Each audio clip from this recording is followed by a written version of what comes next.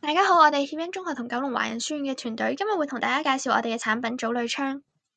我哋面臨嘅首要挑戰係城市熱島效應，高層建築嘅玻璃幕牆等陽光開直射入室內，加劇冷氣負擔。反射嘅陽光會導致地面溫度升高，形成惡性循環，導致城市局部氣溫比周圍地區高出幾度。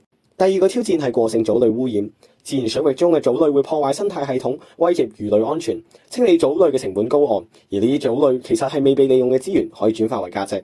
我哋作品嘅目標係利用過剩嘅藻類阻擋陽光，改善空氣質素，減低城市熱島效應帶嚟嘅影響。藻類窗有3個部分組成，藻類循環系統包含清水同埋藻液儲存槽、水泵同埋空氣泵，確保藻類分佈均勻。感應器實時監測光照同溫度，自動調節濃度。過濾網避免堵塞，維持系統長期運作。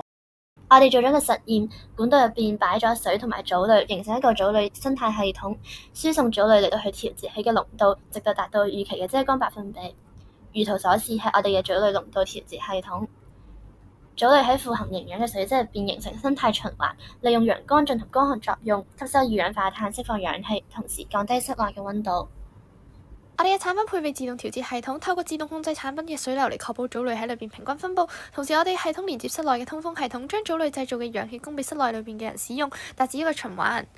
為咗揾出唔同光線之下適合嘅藻類濃度，我哋做咗唔同嘅實驗去揾出結果。我哋基於藻類喺唔同濃度之下嘅擋光隔熱能力、反射能力以及室內光線嘅舒適度而進行嘅評分。根據實驗結果，我哋決定65% 嘅濃度會用喺日頭正常嘅光線，而25%會喺夜晚嘅時候使用。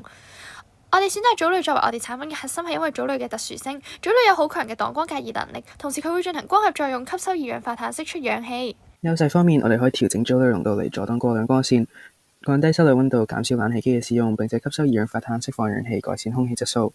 此外，我哋亦都可以減少對人工智能同埋冷卻系統嘅依賴，充分利用過剩藻類，實現環保同埋可持續發展。藻類窗亦都可以增強都市環境嘅自然美學。市場方面，藻類資源充足，需求穩定，藻類窗亦都具備廣泛應用嘅潛力。我哋希望未來可以擴展至全球高密度城市。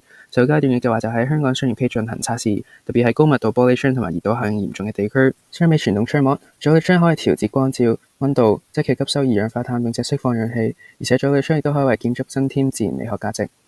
多謝大家。